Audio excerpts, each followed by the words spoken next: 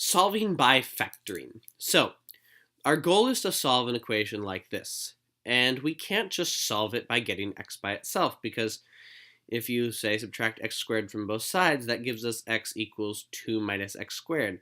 That is a true equation, but it doesn't tell us what x equals. It doesn't tell us a number or a set of numbers that x could be equal to. So this method of treating it like any linear equation will not work. What we will do instead is we will solve by factoring. So we'll move all the terms to the same side of the equation, getting something equal to 0. So what that looks like is x squared plus x minus 2 equals 0.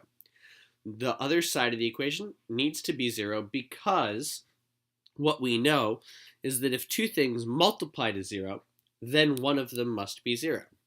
So we can factor this equation, take negative 2. The factors are 1 and 2, and in order to get positive 1, we'll need a negative 1 and a positive 2. So this will be x minus 1 times x plus 2 equals 0. So now we've done step 2. Now for step 3, we're going to set each factor, so this is one factor, this is the other factor, we're going to set each of those equal to 0. Because when two things multiply to 0, one of them must be 0. Last step is to solve the equations. Solve the equations. So we add 1 to both sides, we subtract 2 from both sides, and we get x equals 1 or x equals negative 2. And that's how we solve this polynomial equation by factoring. What that means is 1 squared is 1 plus 1 is 2. Yay!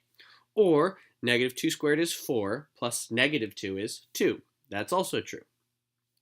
All right, so this one, step 1 is get everything on the same side. Done.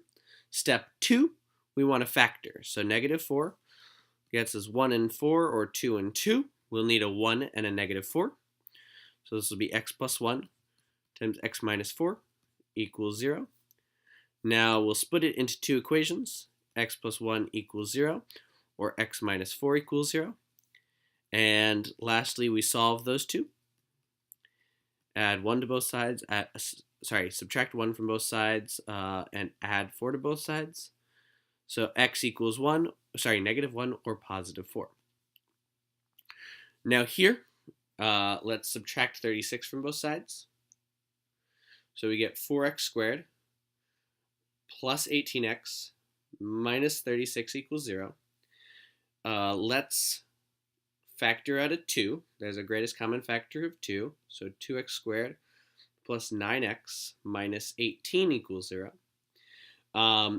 The factors of 2 times negative 18, well, that's negative 36.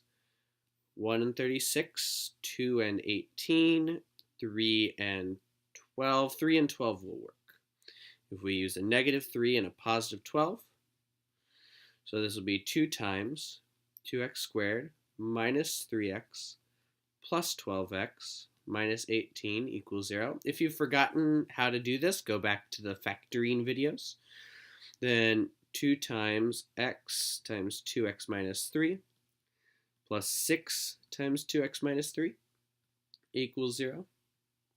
So I'm factoring by grouping at this point.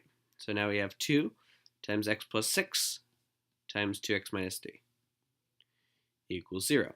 So now we've factored. That's nothing new. Now we will set each piece equal to 0. 2 will never equal 0.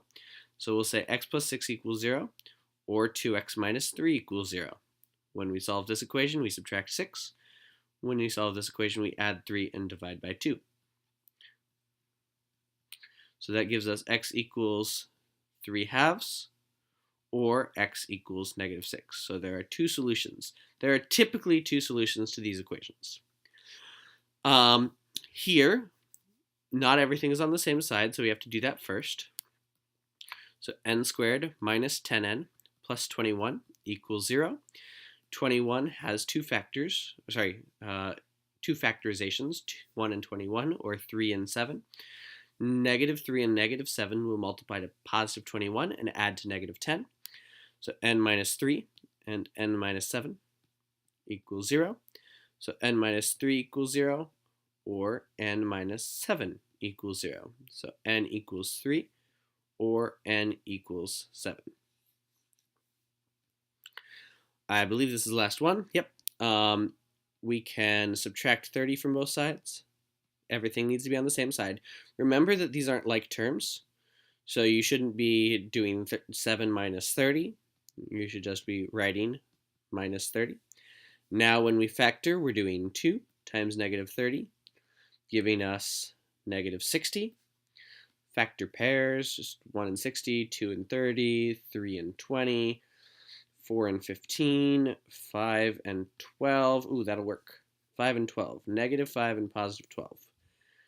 2x squared minus 5x plus 12x minus 30 equals 0.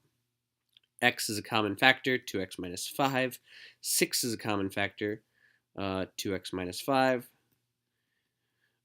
This looks familiar. It's not the same, but it's familiar. 2x minus 5 equals 0.